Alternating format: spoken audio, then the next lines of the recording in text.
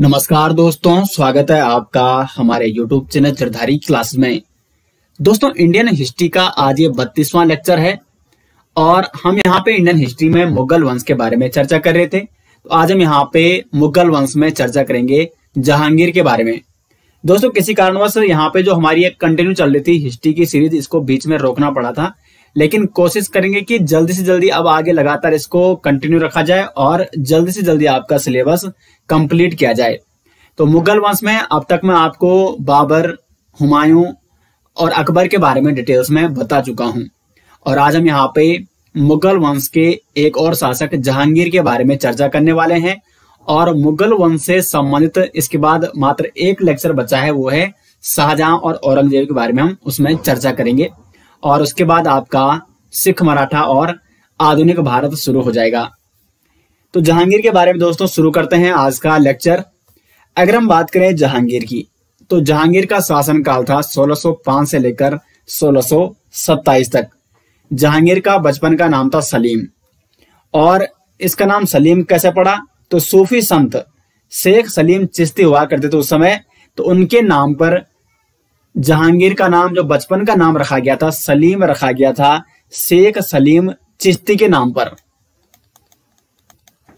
शेख सलीम चिश्ती ये सूफी संत थे, प्रसिद्ध सूफी संत उस समय के। जहांगीर के पिता का नाम था अकबर और माता का नाम था मरियम उज्जमानी, यानी जोधाबाई थी। जो मैंने अकबर के बारे में डिटेल्स आपको बता रखा है कि किस प्रकार से अकबर का विवाह होता है जोधाबाई से। तो जोधाबाई या हरकाबाई, इनका नाम था मरियम उज्जमानी और ये थी जहांगीर की माता। जहांगीर का राज्य अभिषेक होता है 1605 ईस्वी में। कौन से किले में, तो आगरा के किले में, यानी उस समय आगरा राजधानी हुआ करती थी। तो आगरा के किले में जहांगीर का राज्य अभिषेक होता है। अब दोस्तों हम यहाँ पे चर्चा करेंगे जहांगीर के शासनकाल की कुछ महत्वपूर्ण घटनाओं के बारे में। तो इसमें जो सबसे पहली महत्वपूर्ण घटना थी वो था खुसरो का विद्रोह। जहांगीर जैसे ही 1605 में शासक बनता है, तो उसी के एक साल बाद जहांगीर का बेटा खुसरो 1606 में विद्रोह कर देता है। तो जहांगीर का विद्रोही बेटा खुसरो, जिसने 1606 में अपने पिता के विरुद्ध ही विद्रोह कर दिया। अब तो खुसरो कौन था, इसका पिता था जहांगीर, लेकिन ये जहांगीर की किस पत्नी से उत्पन्न हुआ था, तो मानबाई। मानबाई का पुत्र था खुसरो, जहांगीर और मानबाई का पुत्र। उस समय के जो मुगल शासक थे उनके कई विवाह हुआ करते थे उस समय। तो जहांगीर की एक पत्नी थी मानबाई और ये राजा मान सिंह के बारे में आपने सुना होगा। तो मान सिंह की ये बहन हुआ करती थी। मान सिंह जो कि प्रसिद्ध मनसबदार था, अकबर के शासनकाल का एक बहुत बड़ा मनसबदार हुआ करता था, जिसके बारे में मैंने आपको अकबर के बारे में जब मैंने पढ़ाया था तो वहां पे बता रखा है। अब यहाँ पे महत्वपूर्ण बात यह है कि इस खुसरो ने जब विद्रोह किया 1606 में, तो खुसरो का साथ दो लोगों ने दिया था। एक तो गुरु अर्जुन देव, सिखों के पांचवें गुरु थे गुरु अर्जुन देव, और साथ ही साथ मान सिंह, जो कि मनसबदार हुआ करते थे, बहुत बड़े मनसबदार हुआ करते थे अकबर के शासनकाल में, अकबर के विश्वसनीय पात्र। तो इन दोनों लोगों ने, गुरु अर्जुन देव ने और मान सिंह ने, खुसरो का साथ दे दिया। मान सिंह ने क्यों साथ दिया, क्योंकि ये उसकी बहन मानबाई का पुत्र हुआ करता था। अब खुसरो जब विद्रोह करता है तो सबसे पहले जहांगीर और खुसरो के मध्य जालंधर के निकट युद्ध होता है भेरावल नामक मैदान में, जिसमें खुसरो पराजित हो जाता है और इस प्रकार से खुसरो के विद्रोह को दबाया जाता है जहांगीर के द्वारा। और खुसरो का साथ देने के खुसरो को जब साथ दिया था गुरु अर्जुन देव ने, तो इसलिए जहांगीर ने 1606 में गुरु अर्जुन देव को भी फांसी दे दी। तो एक ये महत्वपूर्ण प्रश्न बनता है कि जहांगीर ने किस सिख गुरु को फांसी दी थी, तो पांचवें गुरु अर्जुन देव को, सिखों के पांचवें गुरु अर्जुन देव को जहांगीर ने फांसी दी थी। किस कारण, खुसरो के विद्रोह में साथ देने के जुर्म में। और मान सिंह को इसने क्या सजा दी थी, तो मान सिंह से इसने मनसबदारी छीनी थी। ठीक है, खुसरो का साथ दिया था मान सिंह ने, जिसके कारण मान सिंह से मनसबदारी छीनी गई जहांगीर के द्वारा। तो इस प्रकार से खुसरो का विद्रोह जो कि 1606 में हुआ था, इसे दबाया गया जहांगीर के द्वारा। तो एक तो ये महत्वपूर्ण घटना थी। उसके बाद जहांगीर के शासनकाल में ब्रिटिशर्स का आगमन होता है। 1608 की बात है। सर्वप्रथम 1608 में सर्वप्रथम कैप्टन हॉकिंस जो कि जहांगीर के दरबार में आया था। कैप्टन हॉकिंस जो कि इंग्लैंड के राजा जेम्स प्रथम, इस समय इंग्लैंड के राजा कौन हुआ करते थे? इंग्लैंड के राजा तो ये थे जेम्स प्रथम। इंग्लैंड के राजा जेम्स प्रथम का ये दूत बन के आया जहांगीर के दरबार में, और जहांगीर के आगरा दरबार में ये उपस्थित होता है। तो जहांगीर ने कैप्टन हॉकिंस को फिरंगी खान या इंग्लिश खान की उपाधि दी और 400 मनसब प्रदान की, यानी इसको मनसबदार बना दिया।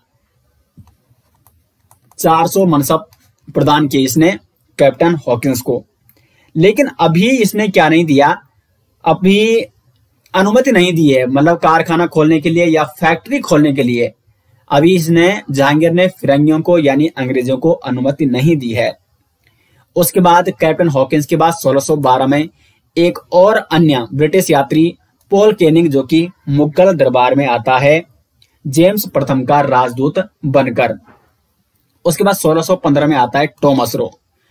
टॉमस रो जो कि आगरा में जहांगीर के दरबार में ये पहुंचता है और लगभग ये 3 वर्ष तक वहां पे रहता है। 3 वर्ष तक टॉमस रो जो कि जहांगीर के दरबार में लगभग 3 वर्ष तक रहा, और 1618 में जहांगीर ने फाइनली फरमान इसे क्या कर दिया, अनुमोदित कर दिया, यानी शाही फरमान जारी किया कि तुम यहां पे व्यापार कर सकते हो। इसी बीच 1608 में, ये महत्वपूर्ण है, ठीक है, 1608 में अंग्रेजों ने जहांगीर के शासनकाल में सूरत जो कि गुजरात में स्थित है, गुजरात में अपनी व्यापारिक कोठी खोल दी थी। तो ये क्वेश्चन बनता है कि अंग्रेजों ने 1608 में किस मुगल शासक के शासनकाल में सूरत में फैक्ट्री खोली थी, व्यापारिक फैक्ट्री खोली थी? तो वो था जहांगीर। तो जहांगीर के शासनकाल में कौन कौन से ब्रिटिश यात्री आए, ब्रिटिश राजदूत? तो कैप्टन हॉकिंस, पॉल कैनिंग और टॉमस रो। अब हम आगे बढ़ेंगे और एक और अन्य महत्वपूर्ण घटना है जो जहांगीर के शासनकाल की, वो है खुर्रम, यानी जो शाहजहां के नाम से बाद में शासक बनता है। तो खुर्रम का विद्रोह, यानी शाहजहां ने भी अपने पिता के विरुद्ध 1622 में विद्रोह किया था। इसका कारण क्या था? शाहजहां के विद्रोह का कारण था शाहजहां का कंधार जाने से इनकार। अब देखो 1622 की एक और महत्वपूर्ण घटना है जहां से डायरेक्ट क्वेश्चन पूछा जाता है। 1622 में कंधार मुगलों के हाथों से निकल चुका था।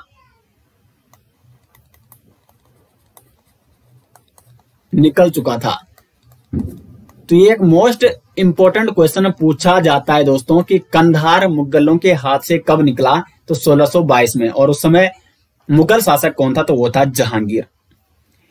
अब जहांगीर क्या करता है कि शाहजहां को कंधार भेजने की कोशिश करता है, लेकिन शाहजहां को यह डर था कि अगर उसकी अनुपस्थिति रही दरबार में, क्योंकि वो तो आगरा से दूर चला जाएगा कंधार, और अगर उसकी अनुपस्थिति रही दरबार में तो उसके खिलाफ षड्यंत्र रचे जाएंगे। और उसने जहांगीर के समीप क्या कर दिए, कई मांगे रख दी।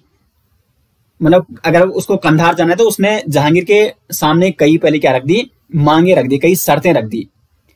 और जहांगीर को क्या लगने लगा कि शाहजहां यानी खुर्रम विद्रोह करने की सोच रहा है। तो जहांगीर ने क्या किया, उसका एक सेनापति हुआ करता था महाबत खान, ये नाम आपको नोट करना है। महाबत खान ये जहांगीर का एक सेनापति हुआ करता था, इसको भेजा, और महाबत खान और शाहजहां के मध्य यानी खुर्रम के मध्य युद्ध होता है, जिसमें शाहजहां पराजित हो जाता है। तो कुछ समय तक लगातार खुर्रम और जहांगीर के मध्य ये मतभेद रहे थे, लेकिन फाइनली 1626 में शाहजहां ने क्या कर दिया, जहांगीर से क्षमा प्रार्थना की और जहांगीर से क्या कर दी, सुलह कर दी। तो खुर्रम या शाहजहां ने विद्रोह कब किया? 1622 में, और 1622 में ही कंधार मुगलों के हाथों से निकल चुका था। इसके बाद एक और अन्य घटना घटती है महाबत खान द्वारा। महाबत खान जो कि सेनापति हुआ करता था जहांगीर का, इसने 1622 में, 1622 नहीं 1626 में, क्योंकि 1626 में अब जो शाहजहां है, जो खुर्रम है, वो जहांगीर के साथ मिल चुका है। आपसी जो मतभेद थे वो समाप्त हो चुके थे। लेकिन यहाँ पे महाबत खान के मन में विचार आता है, जिस महाबत खान ने शाहजहां का विरोध किया था, इसके विरुद्ध युद्ध लड़ा था, क्योंकि अब वो शाहजहां फिर जहांगीर के साथ उसके संबंध अच्छे हो गए हैं, तो इसलिए महाबत खान क्या कर देता है, जहांगीर के विरुद्ध ही विद्रोह कर देता है। और 1626 में इसने जहांगीर और नूरजहां को बंदी बना दिया। लेकिन यहाँ पर नूरजहां ने महाबत खान को बड़ी चालाकी से पराजित किया था।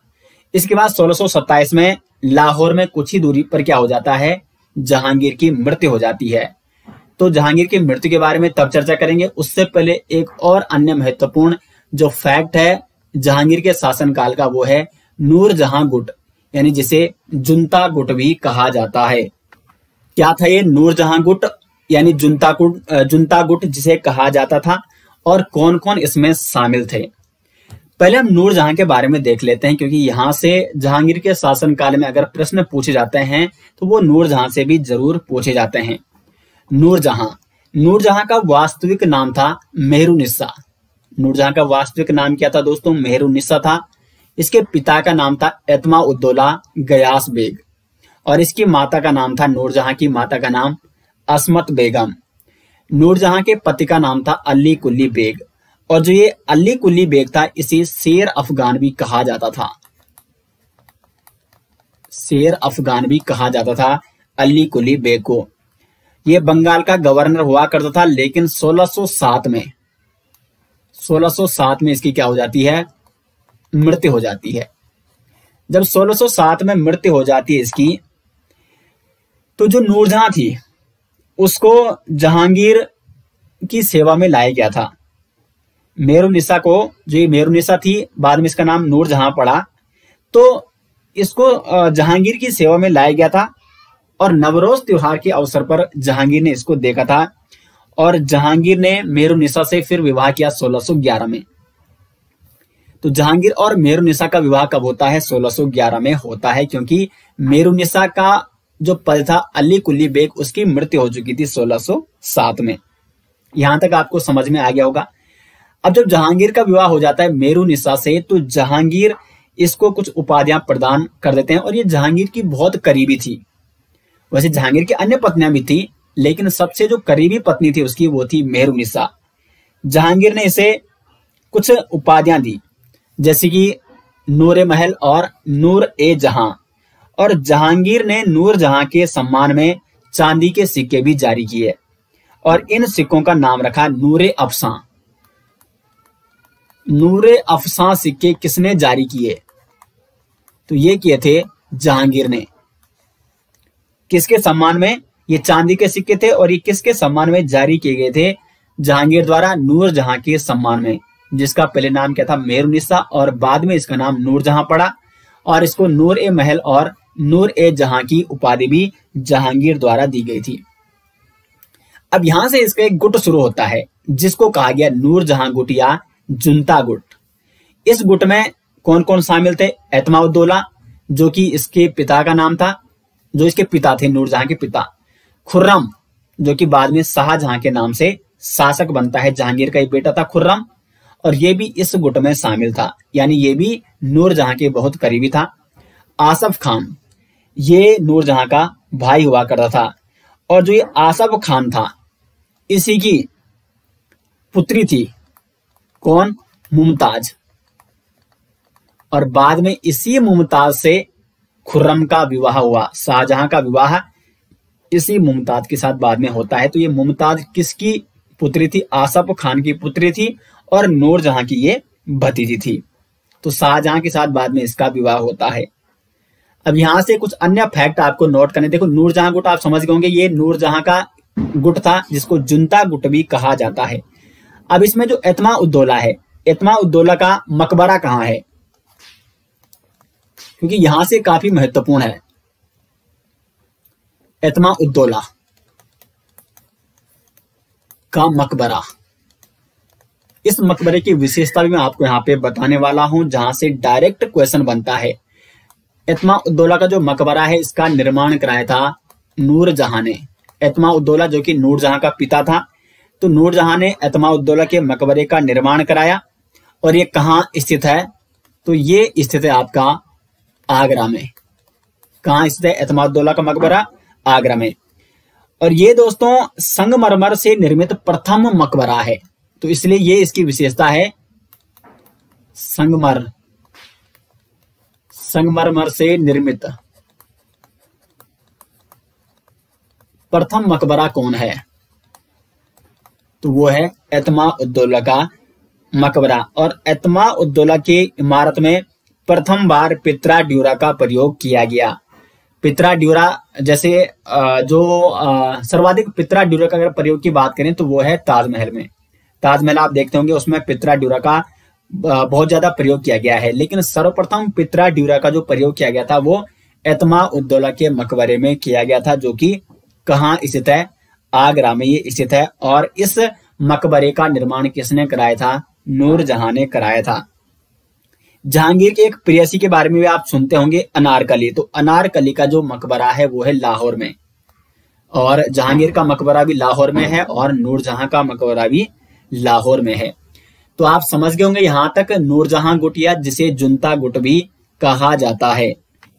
आगे बढ़ते हैं तो बात आती है जहांगीर की आत्मकथा पर। जहांगीर ने अपनी आत्मकथा स्वयं लिखी थी और इसकी आत्मकथा को तुजुक-ए-जहांगीरी कहा जाता है। तुजुक-ए-जहांगीरी किस भाषा में लिखी गई है? तो फारसी भाषा में लिखी गई है।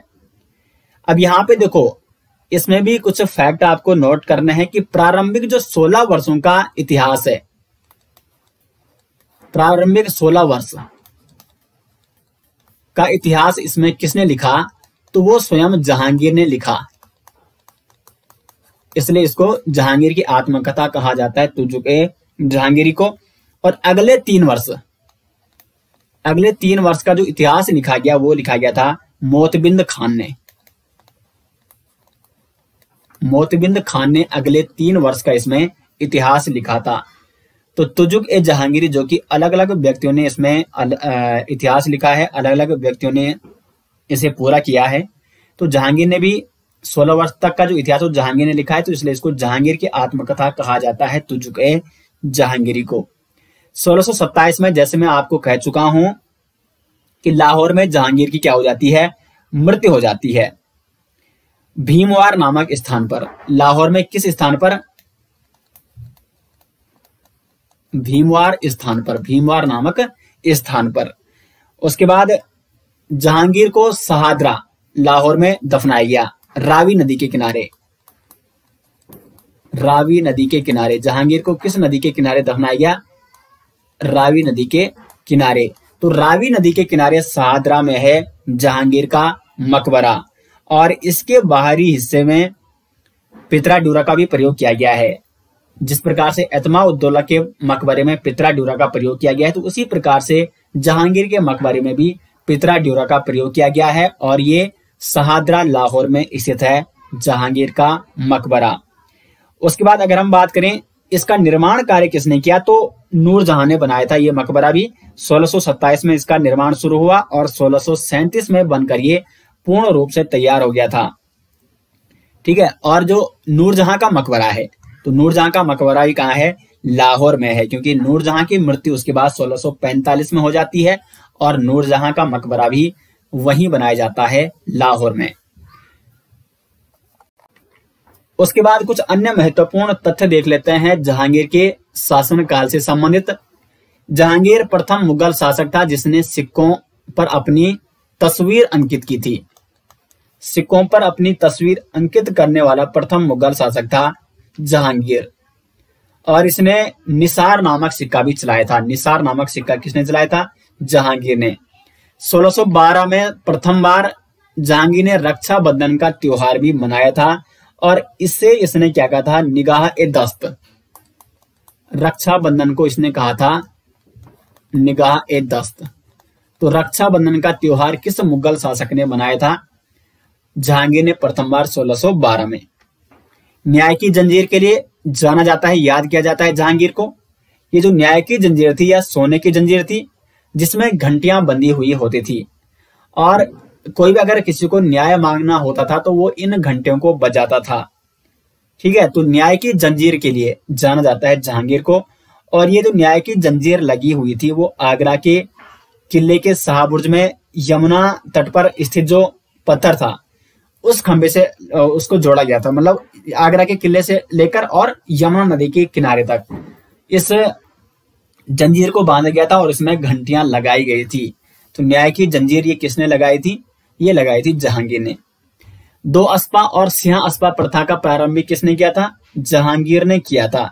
दो अस्पा का मतलब इसके अंतर्गत जो मनसबदार हुआ करते थे वो अपने स्तर पर जो उनका क्षेत्र हुआ करता, कुल मिला के उन्हें दोगुने घोड़े रखने पड़ते थे।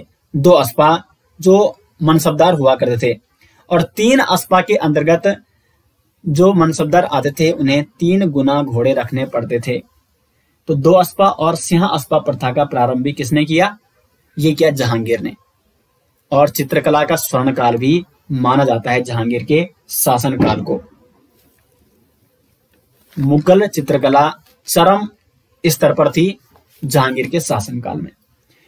तो दोस्तों ये हो गया जहांगीर से संबंधित जितने भी महत्वपूर्ण तथ्य थे, और जहांगीर के संबंध में इससे बाहर क्वेश्चन नहीं पूछा जाएगा।